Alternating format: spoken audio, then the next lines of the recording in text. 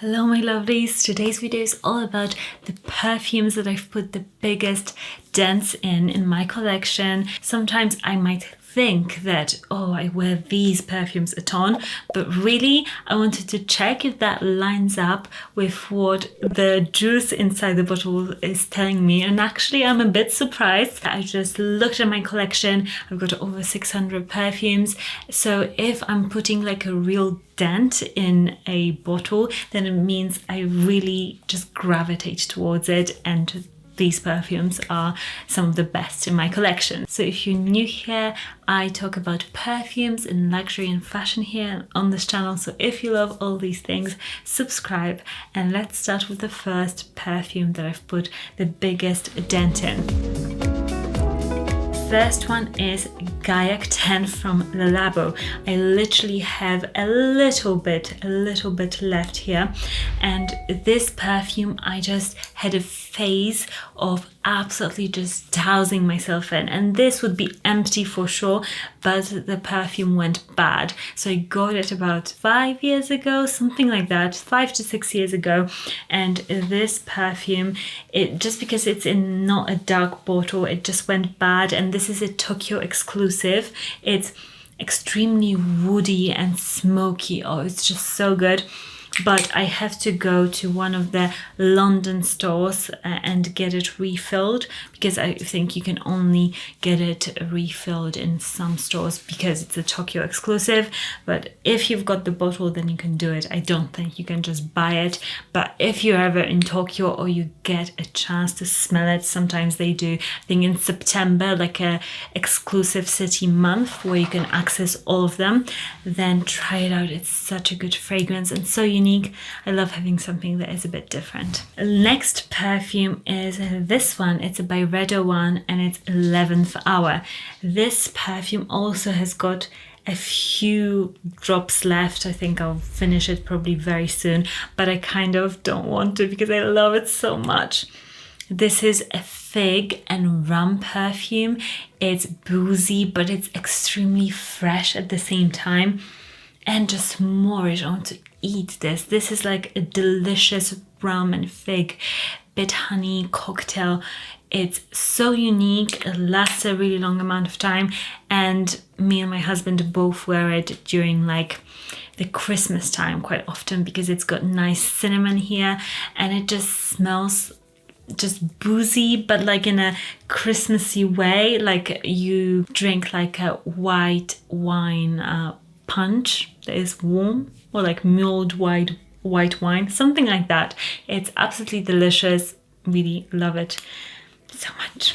Next fragrance that I'm totally out of. There's nothing in here. I'm keeping the bottle for this until I get a replacement. But Oud Wood from Tom Ford. This fragrance is a killer. I wear it, although it's considered a bit more masculine. My husband also wears it, so we both wear this scent. And me and my husband, we both get compliments for this like crazy. It's one of the most complimented fragrances in our collection. It's like if you want to smell really great and like people will just love the way you smell, just wear this. There's something about this scent.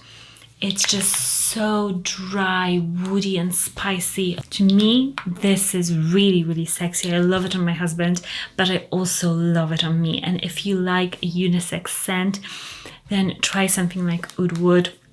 Don't be afraid to try it. I think Taylor Swift wears this one as well, which, you know, is quite surprising because I consider her quite feminine and girly, but this scent, I think it smells amazing in women, so try it out. Oh my gosh, the next one we've had for 2 weeks, I believe. So this is like crazy, the dent that we've put in this scent. I mean, 1/3 of a bottle is gone, but this, it's so good. It's Ingenious Ginger from Goldfield and Banks, and this is my favorite Goldfield and Banks fragrance, hands down. It's ginger, but like a sparkling, yummy, just fresh ginger.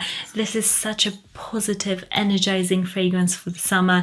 It gives you a nice bit of sweetness as well, so it's not too like fresh, but it's zingy. It's like you open a Sprite and then you've got this like zinginess in there, the sparkling, lovely bubbles. It smells like that. It's a fun time. It's such a positive scent. To me, it's so unique and just totally worth it. The only downside is that it doesn't last long enough for me. I wish it did a bit more, but it's not terrible. It's just, for a fresh fragrance, it's still kind of good. It's about 4 to 5 hours, but I wish it lasted a bit longer. But check it out, it's amazing. I mean, this dent is here and it's going to go down. Next up, it's a perfume that I actually am quite surprised about that I wear it as much, but Coco Mademoiselle from Chanel, the intense version. There is a bit of a dent in here, and I thought that I obviously wear it, but I didn't think I was wearing it as much. So this is quite interesting to me because I would never put this on my most worn list just from me like thinking about it. But apparently I do, because this juice is not lying. And I really love this perfume. This is my safe go-to sort of more of a colder weather fragrance. It's very classic and traditional, and I don't always like feel like I want to wear this sort of a classical scent, but when I do, I love it. And I love the intense version of it because the dry down is killer. The dry down is so much better than the original, which is, I think, just eau de parfum or maybe eau de toilette. Although I would love to have the original in my collection just to do a comparison, and I love how fresh it is. It's just much fresher than this one, but love it, a classic. Next up, I also didn't think this would be on my list, but I thought it would be a different one from the line, BDK Rouge Smoking. This one, I've put a huge dent in this fragrance, and I also love Gris Chanel, and that one, the dent is still there, but it's a bit less, a tiny bit less than this one. So this one has landed on this list. There's something about Rouge Smoking. It's super sexy to me, very unique. It's a light vanilla scent, but it's peppery and kind of bubblegummy. It's fun. It's one of those like bumpy, sexy scents that is unique and fun and not so serious. Like, this girl isn't taking herself too serious. I love this one. By the way, let me know which perfumes, when you look at your collection, you have put the biggest dent in. Let's say put the 2 that you've put the biggest dent in. I'd love to know, and if it surprises you or not. Next up, it's Byredo again, and it's Gypsy Water. And I did have a phase where I wore it so much. Every single morning when I woke up, it was in my wardrobe room, and I would just apply it as like my starter fragrance. So that's why so much is gone of this one. I really enjoy this for how refreshing it is, and I love the pine needles in here. Truly smells like a forest. I just don't like the lasting power of this. It's not great. So this to me is a summer or like just stay at home sort of a fragrance. I apply it, I feel super nice and clean, and I just smell nice. Not like it smells like you just smell nice naturally, I would say, but it's not a loud fragrance. So love it, obviously. I apply, but to be honest, I apply so much of it when I apply it. I apply like 10 plus sprays because I want to smell this fragrance and the pine needles. Next up is, of course, my beloved Chanel Chance. Half of it is gone, and I've gone through many bottles of this. So Eau Tendre, Eau de Toilette. I still wear it quite a lot. It used to be my signature scent. This is a perfect everyday work, school scent. Smells innocently sexy, I would say. It's such a stunning floral, but like a delicate floral scent. To me, this is to die for. I wear it quite often. I crave it, and I think it shows. Next up, the most worn Parfums de Marly is actually this one. It's Delina La Rosee, and I wasn't surprised about this because I gravitate towards this a lot.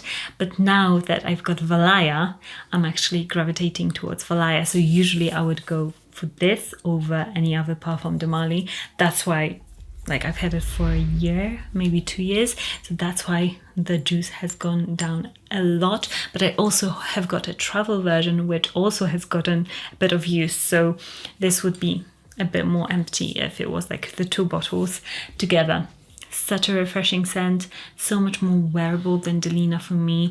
It's just clean rose, it's a fresher rose than Delina, but still has got that Delina DNA in it. But to me, this is much less cloying, so much more everyday appropriate. Try it out if you haven't tried this one. I think it's one of those that is just easier to wear. Next up is Diptyque, and I've got, if you can see, a tiny bit left here of this one, so I'm just like not looking forward to getting rid of this because I got this as a present from my husband. He took me on a surprise trip to Paris, and this is like my Paris scent, so I do, like, when I smell this I just remember that trip, and I think it's just so perfect to pick a scent for a trip because it really just locks your memories with that scent.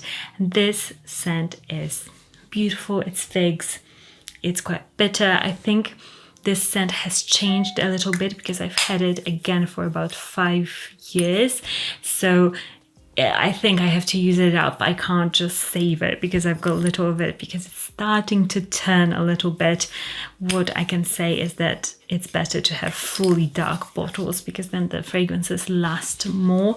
But I love this one. It's such a great fig scent. Another one that I've been obsessed with and wore it a lot, it's Violette Volynka from Hermes, and I have gotten it at the end of last year, I think.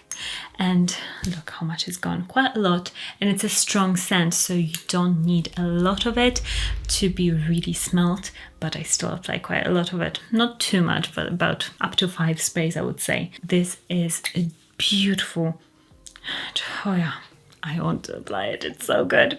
It's a beautiful leather scent. It's violets and leather. There is something magical about this. I would say it's truly a scent for somebody who loves leather. You have to love like leather, or when you walk into like a shoe shop, often you get this smell, this very specific scent of like leather and rubber. And this, I love that scent, and this to me is kind of that scent in a perfume.